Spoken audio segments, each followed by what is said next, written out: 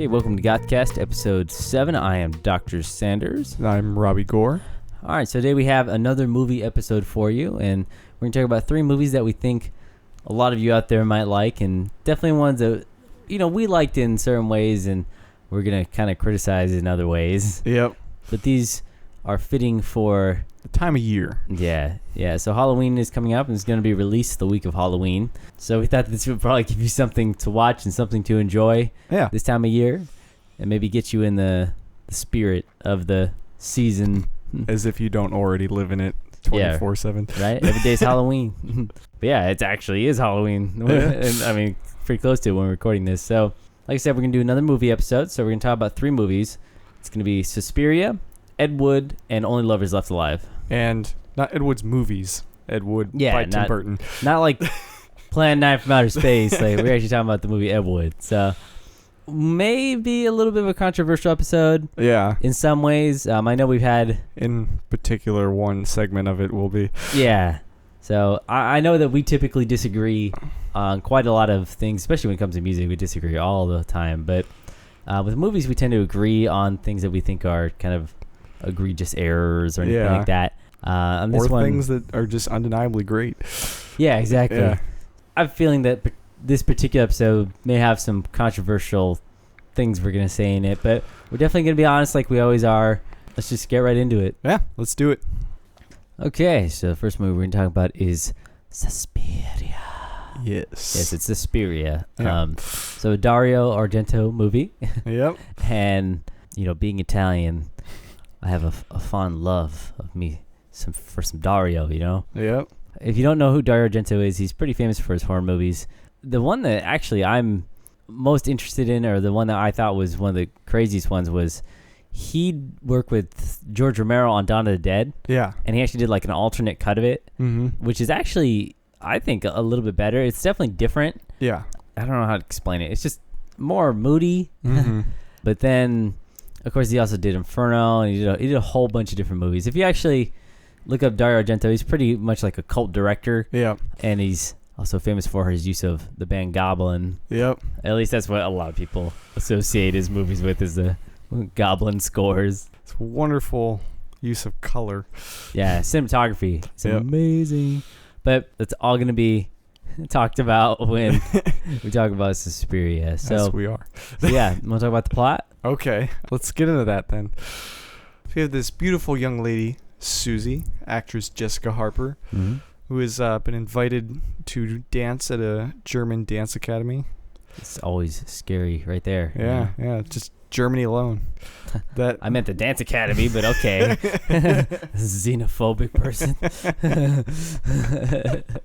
So she shows up to said dance academy, and of course it's dark and stormy, and everything is unusually red and blue and green. Because it's a Dario Argento film. Yep. The rain is blue one minute, it's red the next. Yeah. And she arrives at the academy where she's going to be staying, only to see that one of the young girls is very distraught and running away from the academy, and tries to get in the door but is told to leave. Yep. From there, we take a number of turns in which we're not explained a lot of things. Yeah. Okay, we're just going to get right into and of course there will be spoilers, just like we said with the last episode. Plus, this movie's like 40-something years old. And let's just put it out there. We know some of you are probably big fans of Suspiria, so we don't want anyone to take offense to anything we might criticize about this, because I know this is one of the godfather of horror films. It's it's definitely a cult film. I mean, you gotta think about. I feel like it's gone beyond becoming a cult film at this point. Yeah, I guess so. Yeah, it's not quite like Evil Dead. It's different because this is a different mood. It takes itself pretty seriously. Oh, it definitely takes itself very seriously. Whereas a lot of B movies, they're kind of on that border of the best ones are the ones which kind of realize that they're a little bit off. Yeah. I think this one kind of goes in that other direction of where it has an appeal to it because it is taking itself very seriously in a lot of ways, even though it's pretty ridiculous. Yeah. It's hard to... I'm trying to be careful about this one. But so Suspiria is a very mixed movie for me in a lot of ways. I would have to agree with that. I'm just gonna say the negatives right off the bat, because there's a few negatives. They're glaring. Yeah. Unfortunately. And they're all plot based. Yeah, pretty much. Now, one of the things I love about Suspiria is, of course, the cinematography and the colors and everything like that.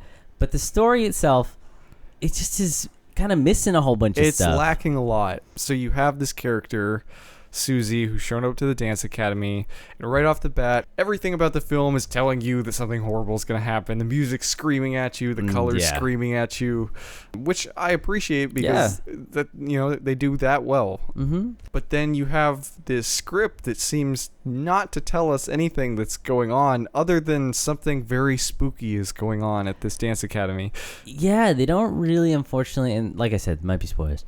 They don't really explain a lot of what's going on in this academy. Even in the end, they explain, I mean, technically what is happening, right?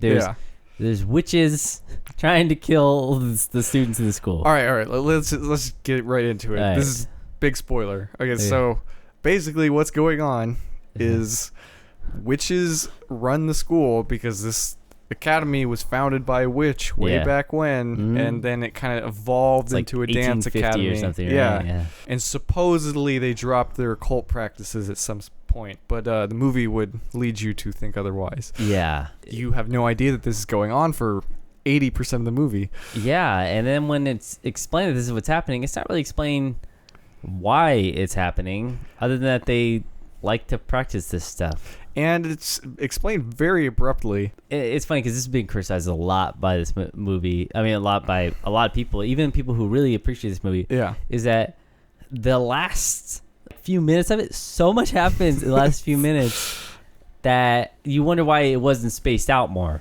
Because it's kind of like, I don't know, like the Hammer horror movies or something like that, where there might be one or two movies where, the monster's only in it for like the last few seconds, right? Yeah. Like last few minutes. Or I'll even use like a modern one, is like Cabin in the Woods. The best part of Cabin in the Woods, if you've seen it, is the ending with all the monsters at the end, right? Yep. And this is the part that stick out in your mind. It's not that the rest of the movie's bad. You just wonder why the whole movie, or a bigger part of the movie, couldn't have been this one part. Yeah. And this one, it just feels so rushed in the end, unfortunately. Let's say they had done a better job with explaining the whole witch plot line. Yeah. I still don't like... We spend 80% of the movie without really knowing the witch story that's going on. And so, for me, this movie functions, for the most part, as a gothic horror film where the house itself almost feels like the enemy. Yeah.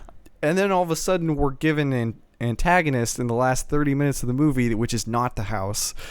And that really bothers me on some level. Yeah, this movie works better as that sort of movie where it's a suspenseful sort of haunted house sort of thriller sort of thing. I guess you can say that the witches could be casting spells in the house. Like, you could kind of argue that that's even what's happening with the maggots and everything that happens, and the kind of just strange happenings and everything. And but they just, throughout the whole movie, so even when they're alluding to witchcraft happening, we don't know why these witches are attacking the students. We don't know what their motive is.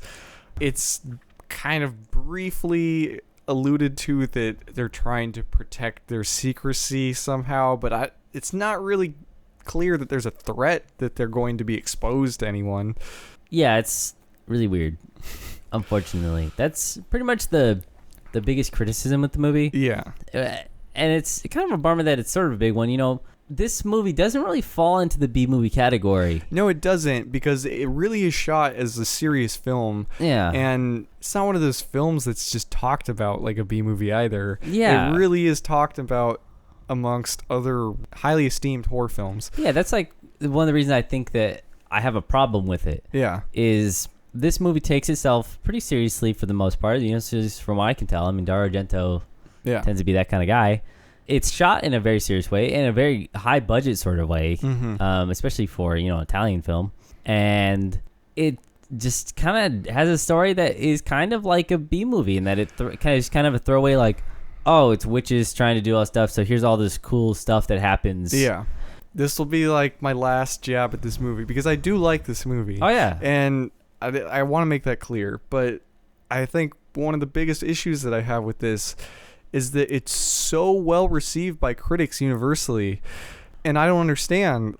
movies have been torn to shreds by critics because their plots and their scripts are terrible, but they look great. Yeah. But this movie, because it looks so good, it withstands all critics' reviews. Well, it's so funny because if anybody has seen, anybody listening to this has seen Suspiria, literally every single second of this movie could be a framed painting. Yep. I mean, it is beautiful. And I do almost feel because it is so insanely good looking a movie. I mean, it's one of the best looking movies ever made that in this style. And I do feel like a lot of people give it the kind of confusing story, or maybe not even confusing. I mean, it's just kind of not really developed story a pass because of that. You could kind of argue for that maybe it should be a lot off the hook. But if you're really sitting down and watching this movie very seriously, or you're just kind of just paying attention to it, I know a lot of people put horror movies on. It's just like, I put it on the background, and it's like, that's kind of cool, and I'm just kind of sitting on my phone or whatever. This movie's cinematography, though, screams pay attention to me. Yeah. So that's really the biggest issue, and really the only issue I have with Suspiria. Unfortunately, it is one that I think a lot of people may just not either pay attention to, or it's one that are willing to overlook. Yeah, well, I mean, it's one that maybe people may not notice because of the other things that there are to notice about this movie. Now we've kind of talked about... We've got that out of the way. Yeah, that's pretty much the only issue. So let's talk about everything else about this movie, which is everything good. Yeah. Okay. This movie does a lot of things well. Oh my gosh, there's so much stuff well. Now, first of all, let's just talk about cinematography. Oh my god, it's perfect. Oh, it's so good. It's like beautiful. This was 1977. Yeah. And this could be with Star Wars. Yeah, right? To me, we don't even begin to see cinematography that looks as good as this until the 80s happens. Well, I mean, you did have Kubrick by this point. Yeah, we did have Kubrick. But here's the thing is... I feel like Kubrick's a better director than he is a cinematographer, though. The colors and everything in here really actually remind me of 2001: Space Odyssey. Yeah. Which I think is a very good thing to compare this to. Yeah, actually, it is because a lot of people find that movie very confusing. In fact, well, you could say that story is almost too developed in some ways of what it's supposed to mean and everything like that. But the colors and stuff really, really, really pop. Yeah. They have a lot of very difficult shots to pull off in each of these movies, and I just think that the use of the colors, because they use a few colors very prominently. Red, blue, and green are the very big colors for this movie. Yeah, and Kubrick too used those same kind of colors, especially red, a lot. Yep.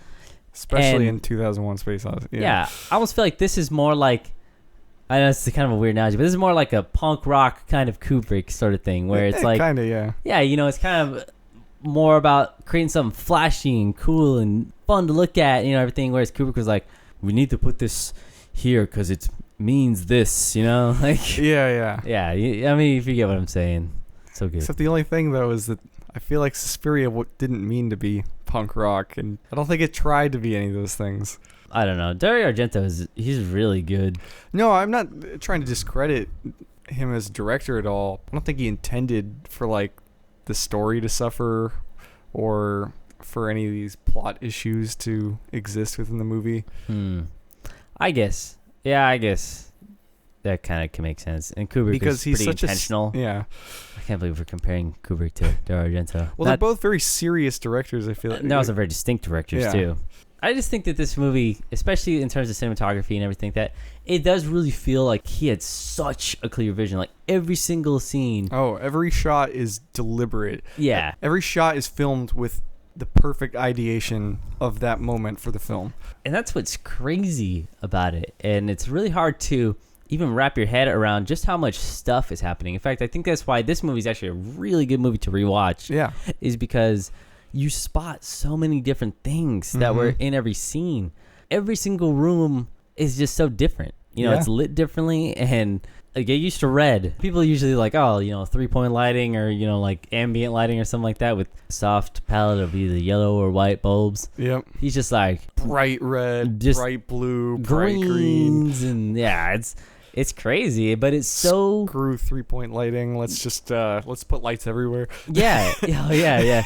One of the best examples is not only the rooms, when they're going through the hallways and everything, but when the maggots infest the house and they have to go into the gymnasium place to sleep, it's just completely red. And they're like, oh, we need to go sleep. turn off the regular lights, make it Everything's bright red. Yeah, and it's so crazy. It's such a unique thing. It really is. It's just so beautiful. Well, and this is what I really acclaim this movie for, is this is the first time I feel like in film history where we really see what the potential of color is in movies just for storytelling, because our issues obviously with this movie are plot based, Well, but these colors, I feel like the reason we have an issue with the plot is because the colors are pushing us. They want us to have a better plot. They want us to dig deeper. Yeah. And that's what colors is supposed to do. And we're really seeing the full potential of what color can do to like push an audience, because we've already seen what music can do for a movie to suggest a mood or a theme, but color here really suggests the theme and heavy mood. emotions and everything like that. You know, Wizard of Oz did a good job with that. You know, it was one of the first ones. Yeah. I'm just saying. Well, it does, But it's simple. it is very simple, and I feel like Wizard of Oz is, I don't know, it's just it's a very different movie. Like, yes, the color alludes to how you're supposed to feel about things, but it's not as bold and as daring or as I dare say vicious as this movie is. Oh yeah, totally agree with that. Actually, you know, I think if you appreciate film, and you appreciate the process of film, then this movie would appeal to you, even if you're not really into horror movies. Unfortunately, I think most of the rest of the movie wouldn't appeal to you if you're not into horror movies. Yeah, because this movie is, I mean, pretty brutal at some points. Yeah, it's pretty gory. Oh gosh, there's some like cringe-worthy scenes. I mean, some like ooh. Yeah. And the one that, since the first time I saw it, and it was because the first time I seen this movie, I watched it all by myself, and I was just sitting alone in the dark, turn all the lights off and everything, and you just kind of sit back and enjoy it. And there's a scene where the girl is running from, like the person who's gonna stab her. She's running away from the guy who's trying to kill her. Yep. And she hops through the window.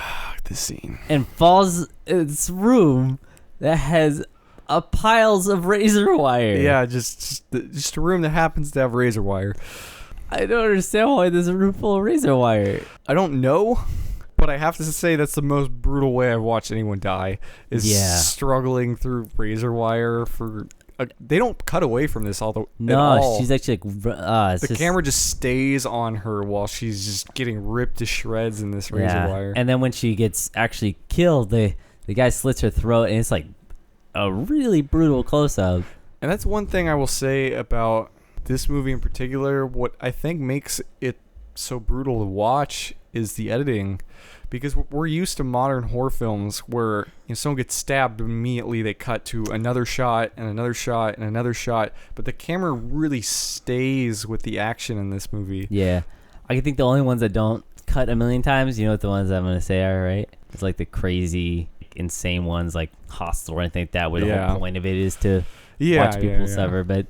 But yeah, in a typical horror movie, you wouldn't have that sort of thing. And it's shocking to see that stabbings, and there's the point where the dog attacks the guy and is like ripping the flesh. And it's just brutal. And the blood, like the blood, and I know Argento fans are gonna be really pissed about this. This isn't a huge issue for me because I like Hammer horror movies. Hammer horror movies are some of my favorite movies. I mean, Curse of Frankenstein, Horror Dracula, those are some of my favorite movies of all time. Yeah. So I love Cherry Red Blood. I love that like super ridiculous kind of like movie blood. No, I know what you're saying. I know where you're going with this. Yeah, but it sounds weird. I may have just watched too many horror movies, but the consistency of this blood is what bugs me. It looks like wine, or like paint spilled on the floor or something. Like it all looks different. Like a whole bunch of scenes that it looks different. It's not like there's a consistent like thing that they made, because is the beginning where the woman falls from the ceiling and she's hung. The famous scene of the woman falling from the ceiling, and then she hangs. She gets hung by the rope. Yeah. And then the glass in the woman's head. When it pans down to her, the woman who had the glass hit her head, the blood that's on the floor looks like super paint like. Yeah. I just like, and then sometimes in the movie it's like the super bright cherry red, and sometimes a little bit darker, or it's just not consistent. And I know that's really weird to criticize the consistency of blood, No, I'll give you that. I think it's a valid point to bring up because I was distracted by that throughout the film. I kept watching the blood, and I'd be like, "What's it gonna look like this time?" Yeah, exactly. You know, it's the other thing we have to comment on for Suspiria. The other big thing. The music. Yep, done by my band Goblin. Oh yeah, Argento favorite. So, just in case you guys don't know, Goblin was this band that did a ton of really, really amazing horror movie soundtracks. Yeah. And they have like all these different kinds of like Celtic instruments and everything like that. They maybe didn't achieve as much critical acclaim outside of Argento films or the few or the film industry in general. I think the biggest problem is whenever you think of music for movies, you don't typically think like, oh, that's a band playing. You think that was like John Williams or something like that. Unless you started watching movies like 5 years ago. Yeah, yeah, exactly. But Goblin had made a ton of soundtracks, and they're really, really great. But this one is one of the most popular ones. Yeah. And the Suspiria theme, you know, the it is very catchy, and it's a great tune. You know, it's creepy as hell. Oh yeah. I think that Goblin does that so well. Oh, I know. Like, Goblin consistently makes every second of this film so creepy. Yeah, that is true. The music in this movie helps it so much because unlike a lot of movies, you know how nowadays they're just like jump scare, jump scare, jump scare. There's like no jump scares in this movie Not at all.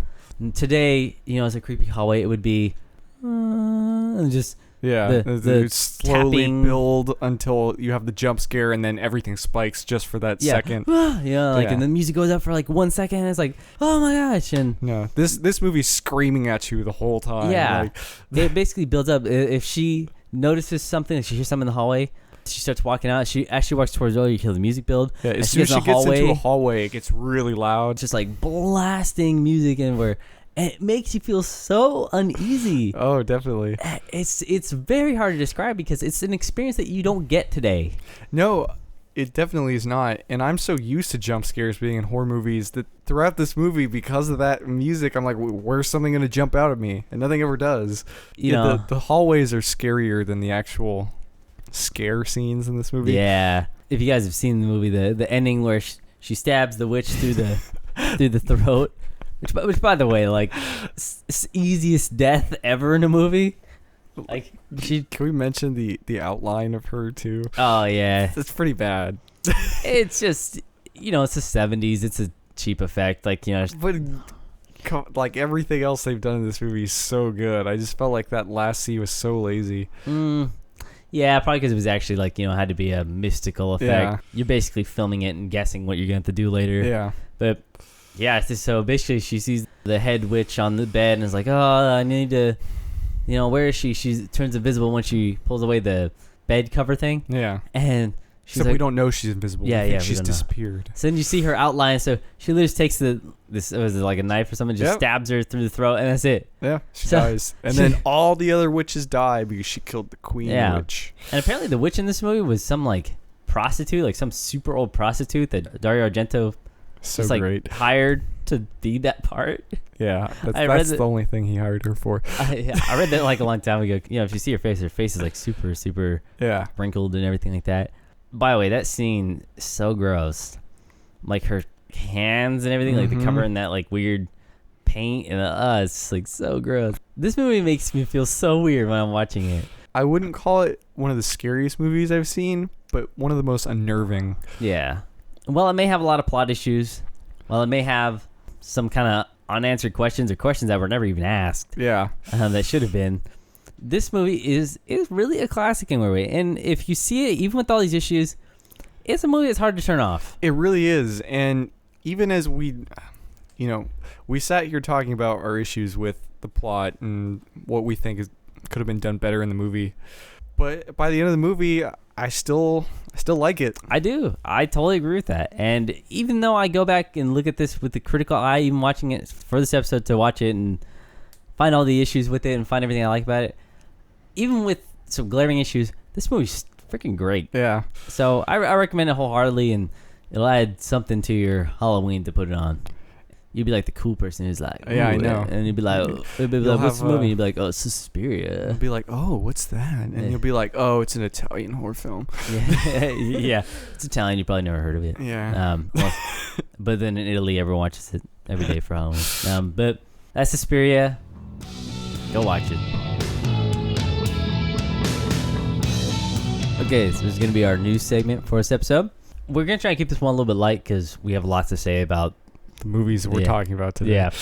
So we just thought we'd talk about some things that are coming out that we were kind of interested in. Mm-hmm.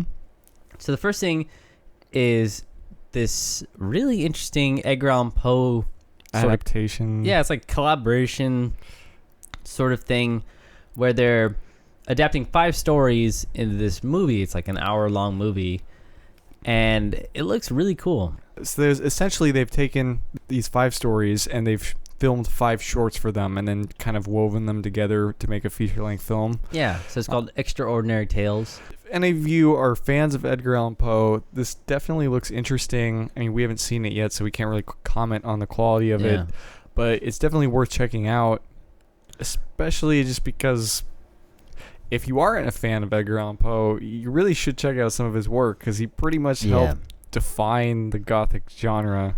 Yeah, one of the at things least with literature. Yeah, and I think this looks cool. It looks kind of interesting in terms of the animation. Some of it is a little not quite my style. Yeah. Because this is like computer generated imaging sort of things.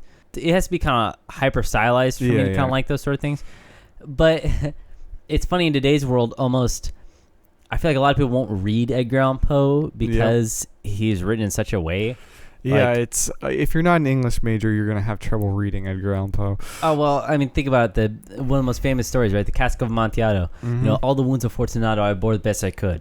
That's like the opening line to that. Yeah. And so if you're not really into that kind of writing, And if you're not into poetry, he's a very poetic writer. yeah, very, very sad. Yeah. Very sad, man. It's tuberculosis, man. Yeah. So just that would be something that would be really cool for your kind of into Edgar Allan Poe. Just take a look at that. We're going to give probably a short review of it next episode if I happen to catch it. I can't guarantee that I will or I'll have time right now just because, of course, this week ends up being pretty busy for us. I'm trying to get some content out there. But there's one other thing we want to talk about. Yeah, and the other thing is a documentary that's come out that is about the damned. What is that documentary, Donnie? The Damned. Don't you wish we were dead? How appropriate. So, from what we've seen in the trailer, it pretty much kind of looks at the Damned as this kind of forgotten punk band. But what we're particularly interested about is, and we haven't seen it yet, so we don't know, is whether or not they address or at least spend a decent amount of time with the Damned's 80s career, which really pushed them more towards gothic rock, and really they put out some great goth albums. Oh man, Phantasmagoria. It's so good. That That album, opening track is like that whole album. ridiculously There's not good. a bad song No. on Phantasmagoria. And unfortunately, that tends to be forgotten to some extent, which really, really sucks. I mean, even the videos for that are totally like gothic fodder, you know? It's just so good. Even the album art is great for it. Even Light at the End of the Tunnel, which came after it, had some tinge of that, but Phantasmagoria always be my favorite. Well, Phantasmagoria is definitely like the magnum opus of their gothic albums. At least I think so. I totally think that's true. I think that most people would agree. But they do, even aside from Phantasmagoria, throughout the 80s, release some really good gothic material. Yeah. Just anything that was more oriented as, vocal based as opposed to, say, guitar based. Yeah. So what we saw in the trailer, it looks like they focus a lot on the punk thing, which I think is more... I just hate to say it, it's a little more fashionable right now, unfortunately. Yeah, but it also I'll say that they may have focused on that because it's more fashionable, at least just in the trailer. So they may discuss the whole band's career, and they're only going to show more of the punk stuff for the trailer because they want people to watch it. Yeah, so we haven't seen it yet, so probably going to, I can guarantee you we're going to check that one out. Oh, we're definitely watching this one. But that's kind of what's new this week, which we thought we'd just kind of talk about what we were seeing and everything. So that's some new stuff. It's news for this week. Yeah, so that's a short segment. Probably next week, especially since it's going to be... There'll be a ton of stuff. Yeah, because a lot of stuff's going to be coming out within the next week. So look forward to that.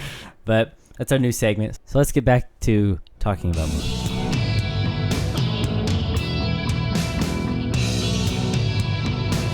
All right.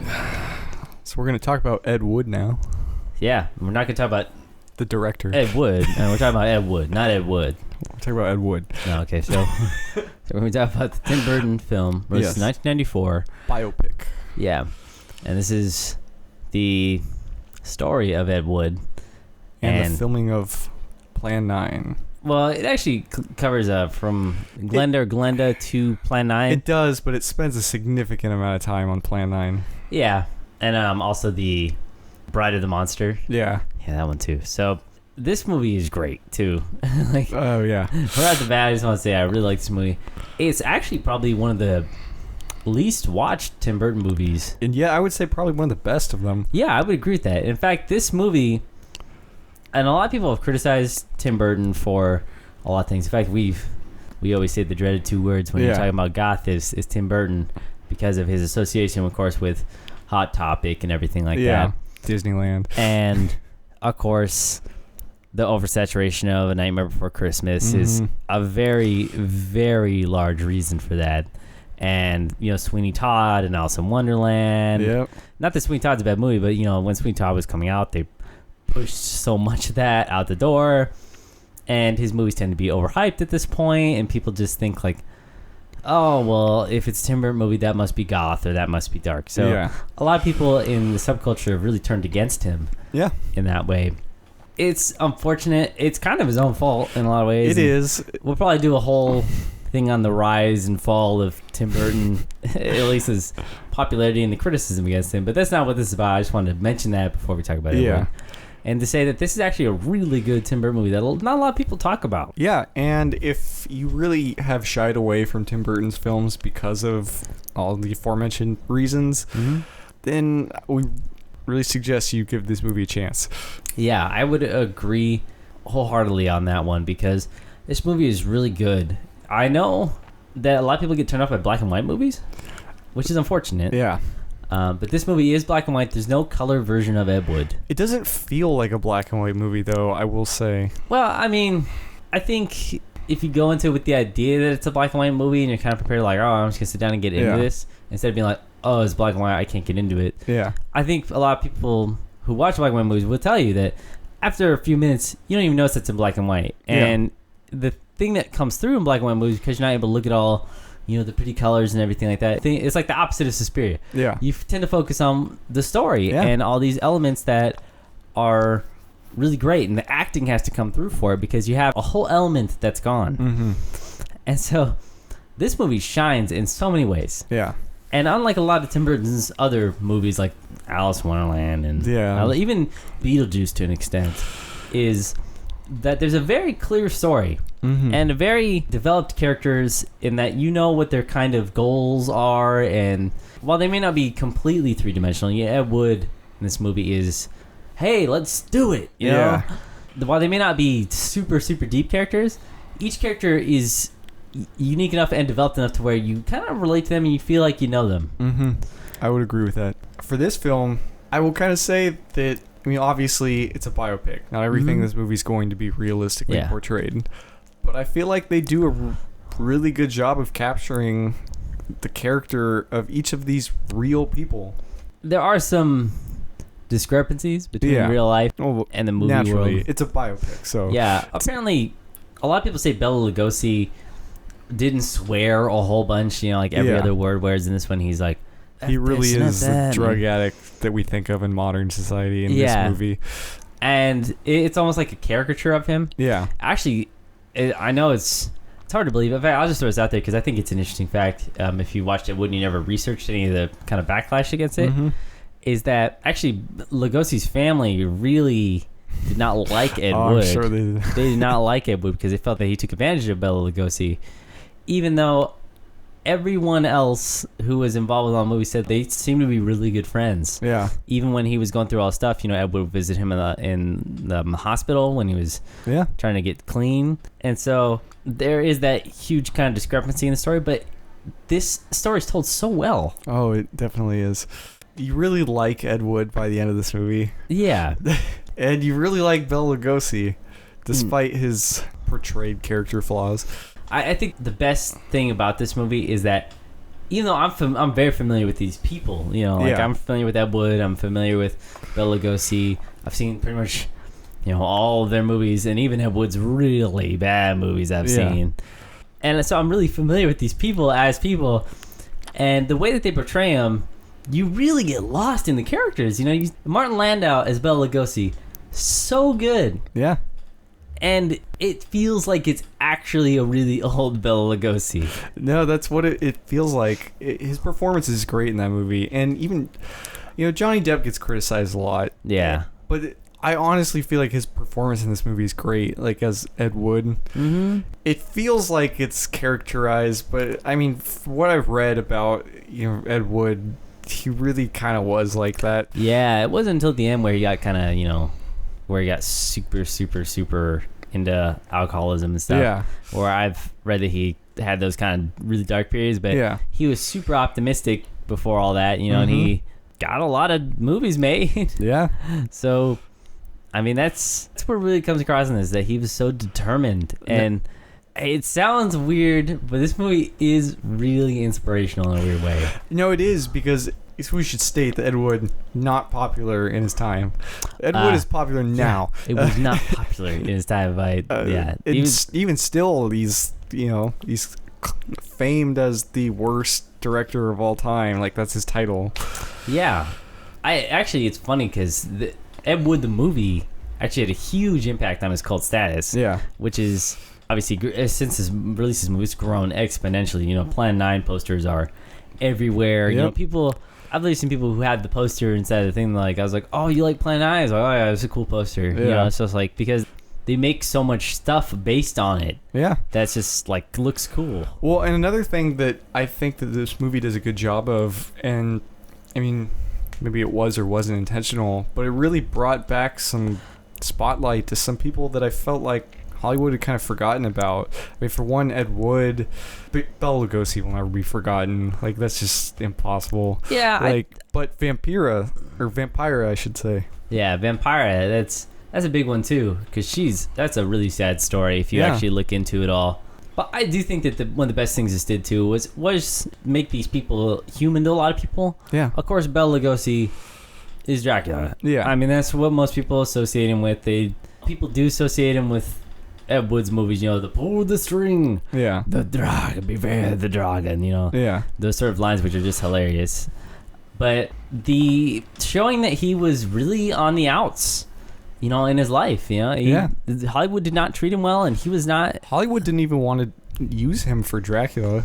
Yeah, exactly. That's right. He barely got cast in that movie. Yeah, and then and then became the Dracula. I mean, everyone's, every time there's a vampire, it's like, well, hello, I'm the vampire, The only other Dracula portrayal that's as popular is Nosferatu. Yeah, I thought you were going to say Gary Oldman. No. And I was like, whoa. Okay. No.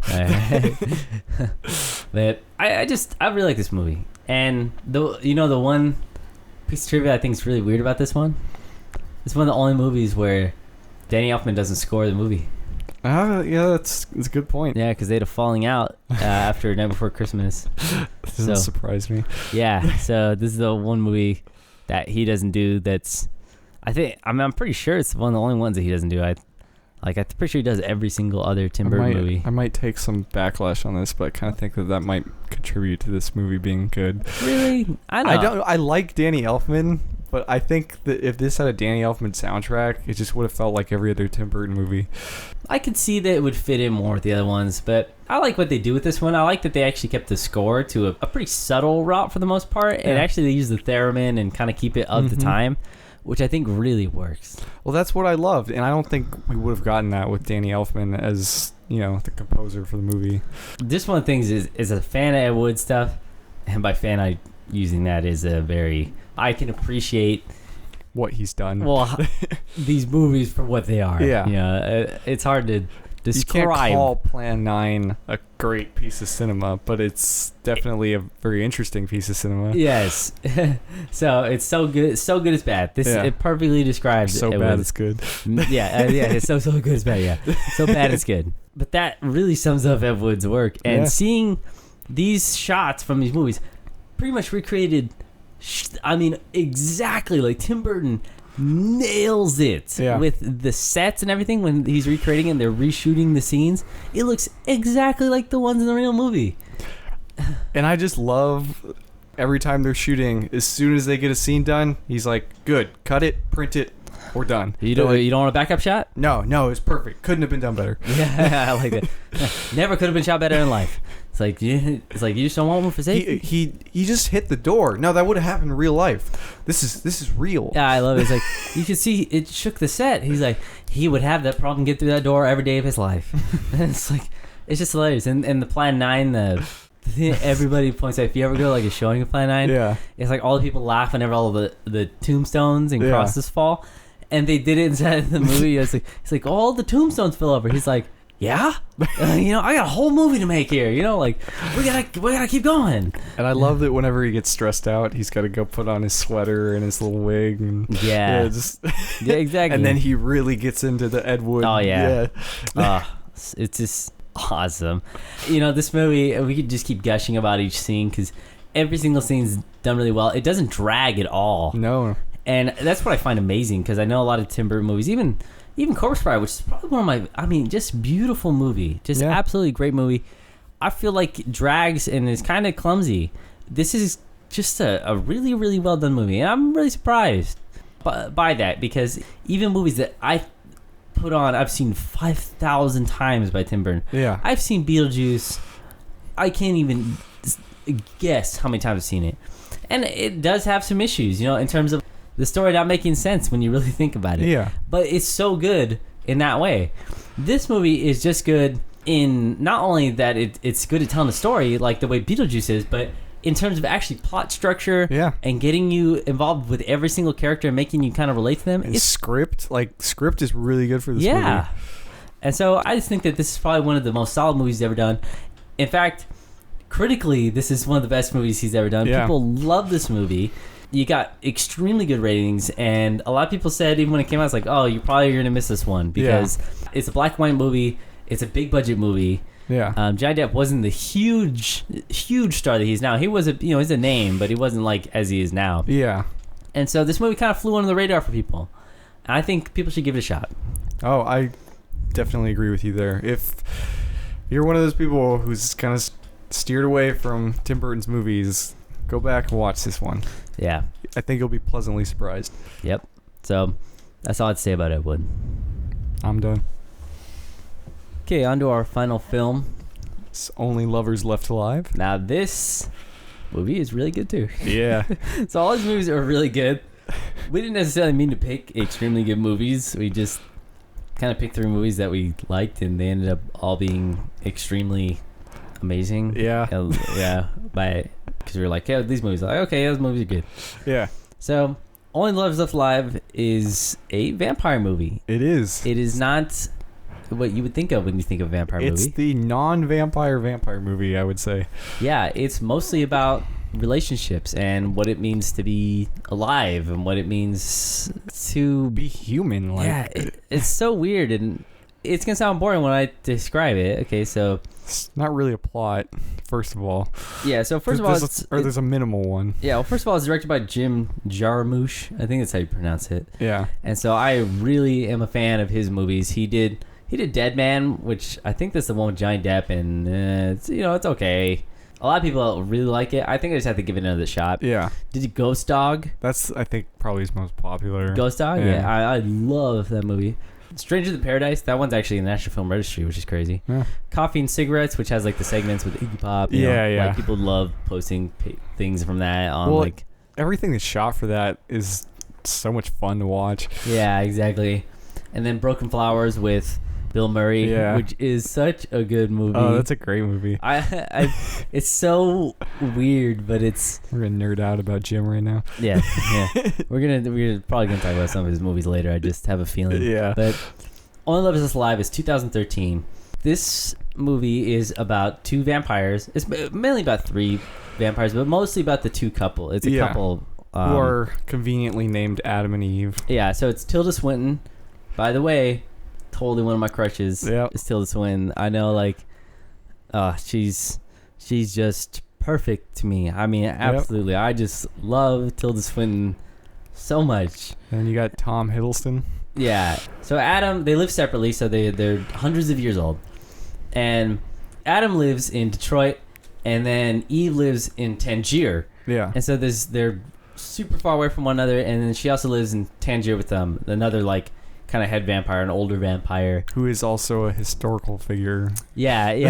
And there's this running gag throughout the whole movie that, like, they keep giving stuff to people because they're like, I don't want to release myself because that would be stupid. So like, I'm going to give these people, like, a symphony, or I'm going to give them, like, Hamlets, or...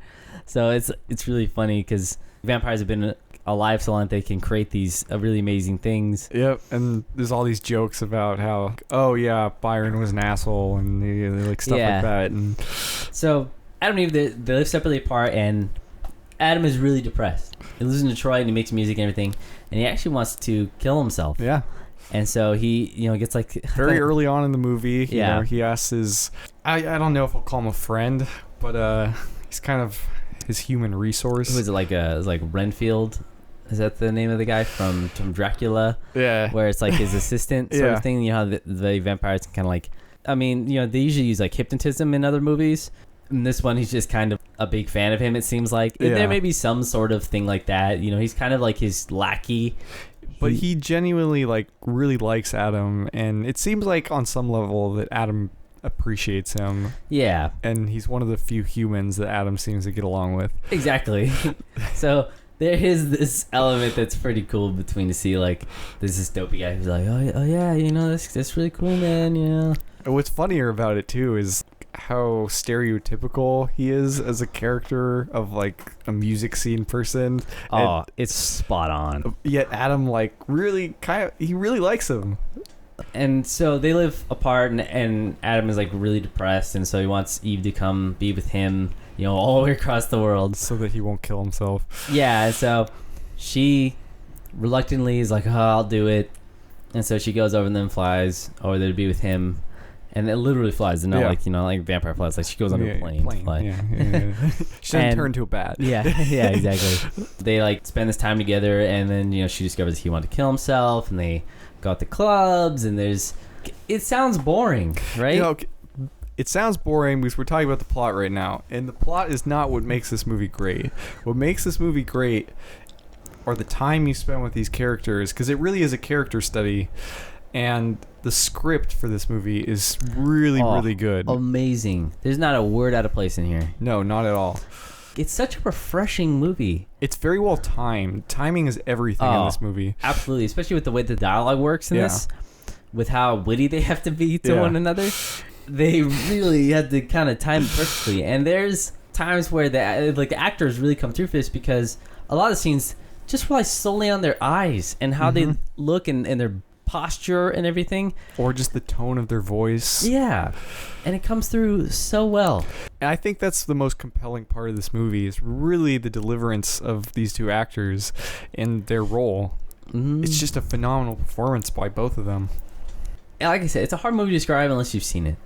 And one of the things is that they're constantly trying to do is they're trying to get new blood, right? Because the world is polluted with blood now. There's tons of blood diseases, and I think one of the things that Jobs is trying to allude to is AIDS or HIV being in the blood, and then we kind of live in this sort of dystopian world where the vampires are really the only ones who have any substance left to them. Yeah, it's sort of this kind of like they're pitying humans, and they're mad at them for polluting their own bloodstream. So the one thing is that they're always trying to get, like, desirable blood, which is type-O negative. Yeah, one of my favorite bands ever. But so they were trying to get type-O negative blood, and which is the rarest form of blood. Yeah, it's kind of like a drug to them. Not only they very much portray it that way with the cinematography and the acting. The kind of like floating feeling. Yeah, you know, anytime they take a sip, they just kind of like keel over and almost pass out. Yeah. It looks like they just shot up heroin. Yeah. There's definitely some correlation to that of them being so reliant on it. You know, like this is what they need. Yeah. And they don't want anything else besides the best stuff. So there is that kind of relation you can easily draw a conclusion to. But it just is so much about these characters, Adam and Eve, and how they react with other people, you know. One thing, like I said, there's always spoilers and whenever we talk about movies, so just go watch the movies. Yeah. Unfortunately. So it's a spoiler warning. You're going to listen to our movie episodes. We should just give you fair warning. There's going to be spoilers and all of them. Yeah, unfortunately. It's just very hard for us to talk about certain scenes. And we seem to be picking movies that are really hard for us to not talk about the endings or anything like that because it's so good. Maybe it's just us. But the sister of Eve comes to visit, and she's kind of like a partier girl vampire. Yeah, she's the only real trope in this movie. Yeah, but it's funny because she's played off against these characters who are very realistic. Yeah. But she's like, woo, partying, so she kills somebody. Like, they don't really kill anybody anymore. Yeah. They're like appalled that she would drink somebody's just blood, and is like, do you know like what he is? You know, like, can you drink that? You know, like, yeah, like, and he's like, you drank him. You drank Ian. She drank Ian. And so I'm sorry. Yeah. And she's like, has like a stomach ache after drinking it. Yeah. Like, because she's like, she's a rocker. You know what's in his blood, you know? Yeah. So that's like really the only conflict they really have. I just like how the characters are really strong. Even if the sister is a little tropey, of course, she's like the crazy party girl kind of thing. Yeah, she... and this will be the only part of this segment that I probably criticize this movie in. Really? Yeah, well, for me, I feel like the sister either needs to serve a bigger role in this movie or just needs to be cut out altogether, because she's really only in the movie for like 30 minutes, and probably and she pretty much only serves the purpose of basically destroying Adam's chance of living in Detroit. So they have a reason to do something. I guess you can probably say that's my only real criticism of it. Okay. There's another conflict, but you can just watch the movie and you'll find out what it is. But the reason I like this movie so much, and it's the reason you like this movie so much. Yeah, this is a home hitter for me. Yeah, is that it really portrays depression in a very realistic way. Yeah. In that it's not trying to explain what depression is. You know, the characters don't say, "Oh, I'm fucking depressed and screw everything," and you know, sorry I swore. You know, but yeah. Well, also, I think what they do so well with their portrayal of depression is just to depict that it doesn't really matter what your circumstances are. Like, Adam has everything. He has money. He has eternal life. And Eve, even there's that famous line in the movie where Eve says, "How could you be alive for so long and not get it?" And that almost depicts the way society views depression, and that everybody's always like, "How do you not get it? Like, just enjoy life." But unfortunately, depression just doesn't work that way. Yeah, and especially if you have it extremely severely. You know, it just shows him in his daily life. He just kind of just doesn't really do much. He makes stuff, and he doesn't like it that much, but it brings him, you know, it feels right to do, and it just kind of keeps him living, really. Yeah, and that's a really good portrayal of depression. That's what it feels like. And this movie, especially for me, hits home, very, very close to home, because it really reminds me of a certain period of my life. I can definitely agree with you on that. Yeah, and same goes for me. You know, with the relationship and everything, you know, I've been in a long distance relationship, you know, where you're constantly like, you know, they do the Skype thing, you know, and so, you know, where you're seeing this person and you just want them to be with you, and you know, there's even like a reluctance to like one person's like, all right, to travel, but then you see each other and you're so in love and it means so much to you, and that's like the time that you feel complete and everything. It's like, it doesn't necessarily make all your problems go away. No, you know, that person doesn't, but it's like, it's a comfort that you love to have. And my favorite shots in this movie are the ones where they are asleep. Yeah. In fact, that's easily my favorite part, where it's like their first time they get to be together for a while, and then it shows them laying on the bed sleeping, you know, during the daytime. Yeah. And they're just like curled up, and then, you know, they're just naked, but who cares? But it's like, it's not a sexualized scene at No. all. In fact, the thing I like about it is that they add, if you listen closely on you can hear their hearts beating. Yeah. And so you just hear like the beating, like I think they beat like the same rhythm together. Yeah. And it's just so like real. Well, that ties into their whole discussion that comes up later Which about one? it, quantum mechanics. Oh yeah. Yeah. Yeah. There's a lot of kind of really funny dialogue about theories and actually like Tesla is a huge thing in this and Yeah. and Einstein, and so if you're into that kind of stuff, you're gonna You'll love all the references in this movie. Not just if you're a musician, but if you're into science or literature or any kind of art. Yeah, There's so many references in this movie. just it's so many levels you can like this movie. For me, it's just so close. It's so close to home. And this movie will always mean something to me because it reminds me of a certain part of my life, and that may sound sappy. That may sound like a something that's like weird, but it was something that I was happy with and something that even at the time really related to me. And I always remember that it related to me in that way. Even if my life isn't the same as it was back then, this movie had a special place for me. And it's crazy to think that because this is a brand new movie. You know, people criticize movies for being unoriginal. People criticize movies from like, oh, there's been no original movies made for the last 20 years. Yeah. This movie's from 2013. And it's so original. Yeah. So great. So trope defying. Yeah, and it's just good. Even the way it ends is just like the ending scene is just it's just great. If you want a vampire movie, kind of like let the right one in, and I don't mean that in terms of tone or anything. no, but where it's not really heavily or as heavily centered on the vampire thing. Yeah, where it's more about the people in it and trying to portray what it's like to be them, or what it's like to just be human. I feel like that's ultimately the goal of either of these movies. It is funny because a movie about vampires ends up discussing and getting a realistic view of what it means to have humanity. Yeah. Because especially with Adam, he's constantly questioning it. Mm-hmm. You know, he's constantly questioning, like, what's the point of this? Like, and Eve is constantly saying, like, life is to be loved, you know? Mm-hmm. It's just fantastic. Go rent it on Hulu Box, Net. Buy it, do whatever you need to do to watch this movie. Yeah. Just watch it. If there's any of these three movies that I want to shove down your throat, it's this one. Yeah.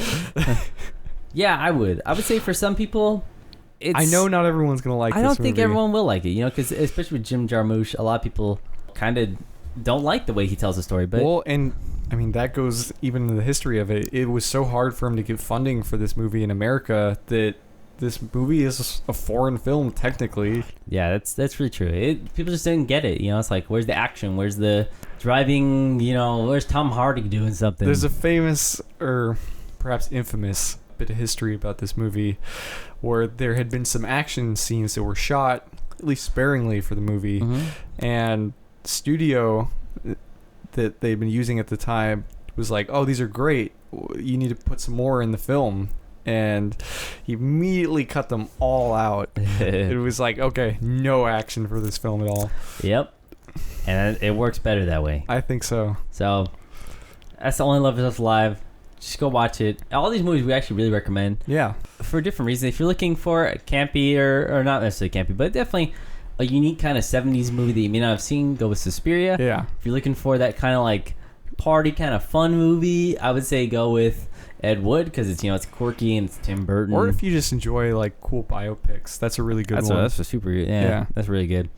But of course, there's, you know, a fictionalized version of Bela Lugosi. Yeah. But then if you're looking for something a little more like, hey honey, let's watch this sort of thing, you know. It's definitely the indie night movie. Yeah, exactly. So, yeah, don't expect like any Bauhaus or anything playing this film. It's all a little bit. Well, actually, it's so indie that it's almost like Bauhaus playing in the movie.